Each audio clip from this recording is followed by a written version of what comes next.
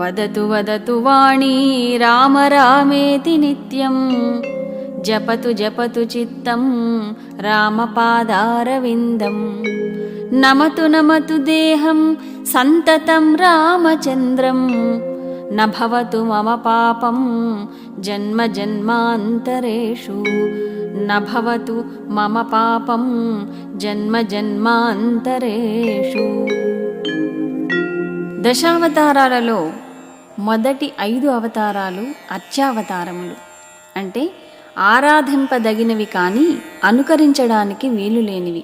6వ అవతారమైన శ్రీరామావతారం మూర్తీభవించిన ఆదర్శనీయమైన మనుష్యావతారం. ప్రతి మానవుడు కూడా అలాంటి పూర్ణ స్థితికి ఎదగడానికి అనుసరించదగిన అవతారం శ్రీరామావతారం. కాబట్టే శ్రీకృష్ణావతారం పూర్ణావతారముగా పరిగణింపబడినప్పటికీ శ్రీకృష్ణుని భక్తులు ఎంతమంది ఉన్నారో శ్రీరామ భక్తులు కూడా అంత ఎక్కువ సంఖ్యలోనే ఉన్నారు. శ్రీరామావతారం మానవతా లక్షణాలతో కూడి సామాన్య మానవునికి దగ్గరగా ఉండటంతో ఏ మానవుడైనా కొద్దిపాటి ప్రయత్నంతో రాముడి ఆదర్శ జీవనాన్ని అనుసరించవచ్చు. ఆదర్శవంతమైన కుమారునిగా, సోదరునిగా, భర్తగా, స్నేహితునిగా ఇలాంటి మానవ సంబంధాలన్నింటిలోనూ ఆదర్శప్రాయంగా నిలిచాడు శ్రీరాముడు.